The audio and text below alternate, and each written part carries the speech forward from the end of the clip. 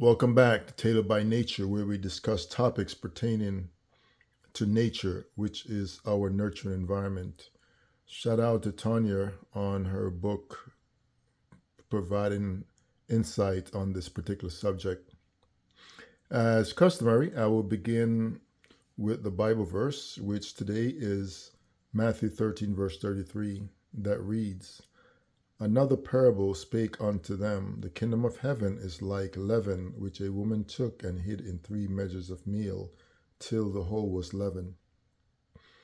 Before we get into explanation of that particular verse, I would like to say that it is, at least I think, it's mandatory that we actually start studying, particularly the names in the, like if read a particular verse, study the names, and by studying the names, you'll get a better understanding of what you're reading. And the reason why I say that is because the Aramaic, unlike English, words in the Aramaic function as adjectives and verbs. And because they function as adjectives and verbs, they give you the action of what is taking place. So the action is what the verse is really talking about. So if you know the action within the verse, then you get a better understanding and comprehension of the verse itself. So let's move on. So in this particular verse that we start off with, which is Matthew 13, verse 33, we see some words in here which are phrases where it says the kingdom of heaven, which we know the kingdom of heaven comprises of the angels. But in this particular case, it's speaking of the rebel angels, the one that actually mix with the daughters of men. The second word we see here is the word leaven, which I guess many of us have been taught that the word leaven means yeast, but it does not. It actually means to mix, which is actually the mixing of probably mixing of diverse seeds.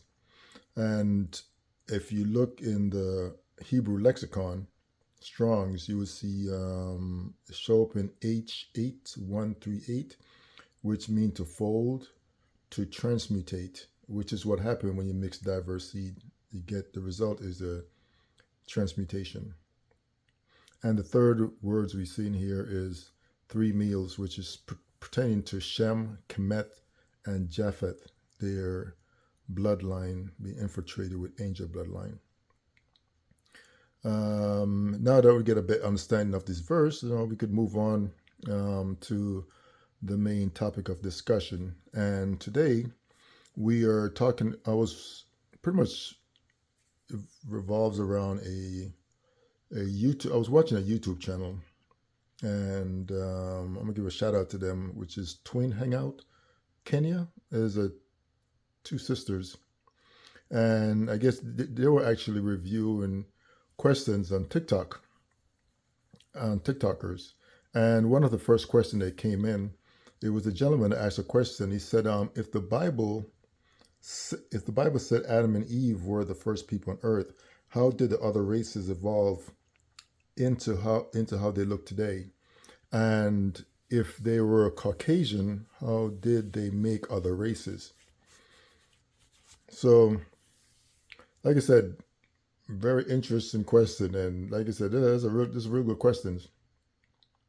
And like I said, as information, as knowledge increase, people are going to ask questions. And like I said, this one of these questions they're asking, and the English language does not provide the answer to these questions because the English language itself is a veil. It's a veil that's designed to hide the truth. Pretty much when the English language was created, a lot of information from like the Aramaic or Greek, a lot of information did not get passed over or get taken into when it was creating the English language. So because of that, a lot of information is missing, and the information we have is not lining up with nature because the language you're speaking is actually, I guess, I describe it as synthetic. The reason why I said synthetic because it's a feeling and emotional language. It does not. It's not a logic based language, and because it's not logic based, it's more because it's feeling based. So think of it as trying to use feelings and emotion to compensate for logic, which which is what nature is. Nature is in your face, logical, cause and effect, and you have an emotional language. So, and that's what people are struggling with, and that's why they have all these questions, because what the language they're using is not lining up with their reality. And so here we are. All right. So, so in this particular um, presentation today, some of the things that you're going to discover today may not sound familiar, and the reason why it may sound unfamiliar or controversial is, like I said, due to the language that we're speaking. Like I said, the language we speak it disconnects us from nature, and because it does, and in the past, the way the language worked in the past, it was especially Aramaic language, it was nature dependent. So when you have a language that's not nature dependent like English, you have to trying to switch your brain and think of it in a more natural sense, what's really taking place. And speaking of that, the word Genesis, which most people, they told us that the word Genesis mean beginning. When you look at the word Genesis and you look at the root of the word, the root of the word Genesis is actually genes, which make Genesis the informal plural for the word genes, which is a unit of heredity that is transferred from a parent to offspring that carries some characteristic of the parent. So you have to ask the question, who or what is Genesis talking about? And in order to understand it in more detail, we're going to go to Genesis 3, verse 15, which it's the word enmity within that verse. It's called a plot. So pretty much this plot is called enmity between the two seed, where in the Tyndale Bible is described as hatred. That's what it translates to, where one lineage from the one we know as Adam and the other lineage, which is called the tears in the Bible. When you have wheat and tears, is an illegitimate line from the one they called the seraph, which in Genesis is talking about the serpent, the seraph, angel, same thing, which is a very different species from Adam. One son, Adam, which is the younger son of the Creator, who was melanated and of earth, and is from earth and of earth, and the other son, which is the seraph, the elder brother of Adam, not of earth, pale, and a transmutator, who can cause genetic mutation to occur if we mate or reproduce with their species. And the mutation comes in form of albinism or nakedness, which is the lack of melanin.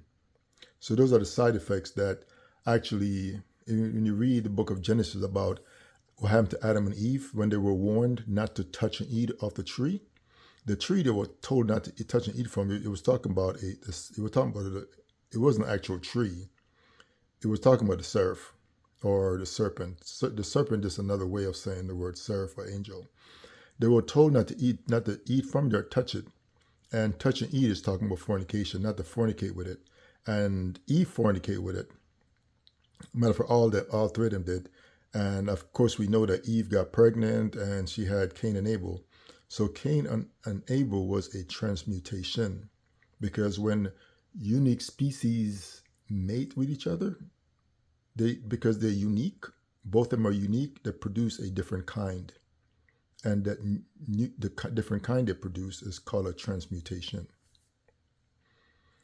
So that's what took place with the whole Cain and Abel thing. And what is telling about the word hatred in the Aramaic or Hebrew, it also means to replace. So it means to replace. So hatred, So from hatred come replacements. If someone hates you, they're going to fight you, they're going to just destroy you. And by that action, it also means to replace.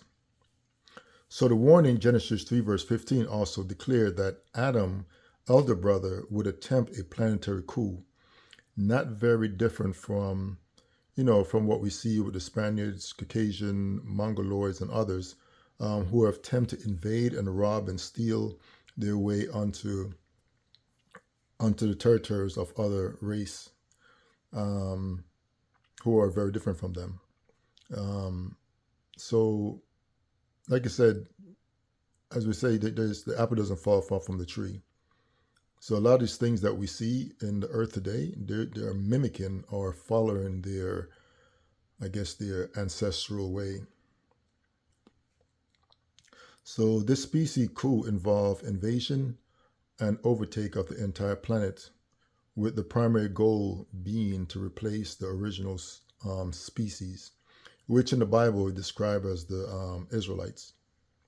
The most important point that should be understood about this age-old conflict is that it all begins with two brothers. So one elder, which is the seraph, and from the angel class, and one younger brother, which is Adam from the human class, with the elder not respecting his position among the cosmic family as a unique species quite different from ourselves, but the seraph who also coveted what his younger sibling called Adam received as a reward from their parent, the one we refer today as the Creator or the Most High.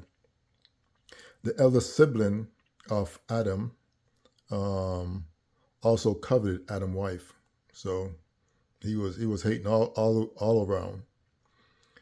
So he set out to do all in his power to take from Adam, as he blamed Adam as being the cause of him falling or losing his lofty position among his cosmic family, because he refused to serve Adam. Of course, when we read this information, we discovered that he and he alone was the cause of his own fall, as it is revealed in the Apocrypha. In the Apocrypha writing, they talk about that he was the first of his brethren to refuse to serve Adam, the younger, declaring that Adam was made of lowly clay and that he would not lower himself to serve dust, because he considered himself a creation of a higher order. Very, very, very interesting, outlook he had towards Adam. I guess he had no respect for Adam, pretty much. Basically, and in this case, the rival angel, it comes down to, basic, human nature thing: jealousy, envy, resentment. Like I said, this rivalry actually goes beyond, and it goes beyond rivalry. It actually goes back around the rivalry between Jacob and Esau. So we kind of see the same aspect in the Bible, where we see the conflict between Cain and Abel, conflict between Jacob and Esau. So there's always a conflict that's going on. This part right here is as an aspect of this conflict that you may not be able to see involve what some refer to as the scapegoat. And this term is used in the Bible to bring attention to a provisional covering of or a replacement, as these are the two meaning of the word scapegoat, which Genesis 3 verse 15 speak of. Yep. So Genesis 3 verse 15, like they speak about both aspect of it, the covering aspect and the replacement aspect. Also, this brings us to why Rebecca switched the blessing from Jacob to Esau, because she remembered her law and their plan, which is the plan of rebel angels, to pretty much replace the offspring of Adam, which Esau was falling into their trap by marrying females or of strangers outside of his race. And like I said, what Rebecca did, but Rebecca knew to remain under the law, which is their covering. So, like I said, our ancestors, they were given the laws, and they know what they need to do, because they know that certain action come with certain consequences. And because Esau was running around with all these different, I guess they call them, different females from different races, he was out there just living it up. And because of that, Rebecca knew at some point, if Esau get the blessing, that the baby mamas or the children mothers going to become knocking her door trying to get child support. And she's like, nah, not going to have that. So that's why she switched the blessing is pretty much talking about the family wealth, the inheritance. She switched the inheritance to Jacob, because Jacob married within his family. Within his not family, but married within his tribe. And like I said, but Esau was running the streets. And so Rebecca know, if Esau is going to run the streets, pretty much the family wealth, the family health, the family lineage is all going to be in jeopardy. So she switched it. Like I said, all our ancestral law can reap us bountiful benefits, just as showing disdain for them can bring about crushing consequences.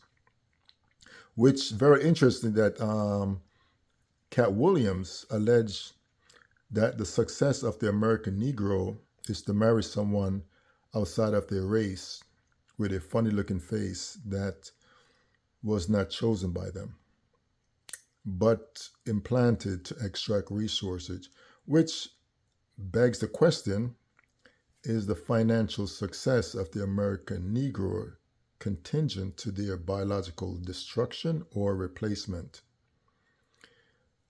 Like I said, what's going on right now is the same play that's been taking place for millennia.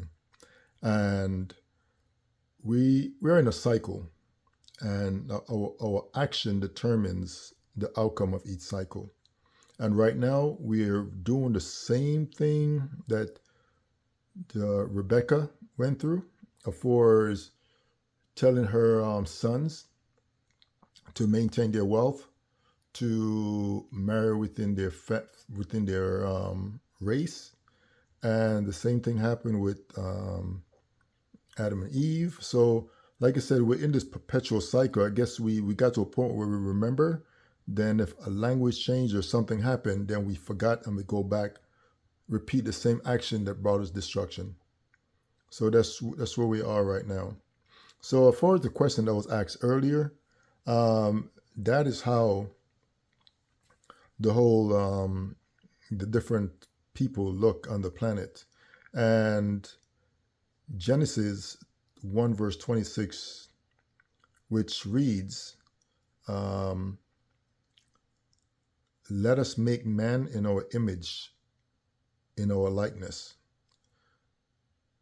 So when you read that verse, and you know that the word Genesis is speaking of genes, is speaking of a unit of heredity. When you know that what it's talking about, and then you read that verse that let us make man in our image and likeness, it kind of it reads a little bit different when you know what it's really talking about. So the us, when you look in the angel class, there's a lot of different, there's seraphims, there are a lot of different angels, as we know.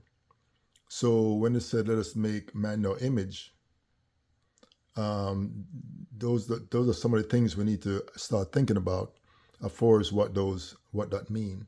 I know in after the flood, they said the angels came back and they went to Mount Hermon, and they took wives of like 200 angels landed in Mount Hermon, and they took wife of all who they chose. So we know that during that time there was wreaking havoc on the earth. They were just running through villages and just doing their thing. I guess it's one of them. I guess what's the term I'm looking for? AWOL soldiers.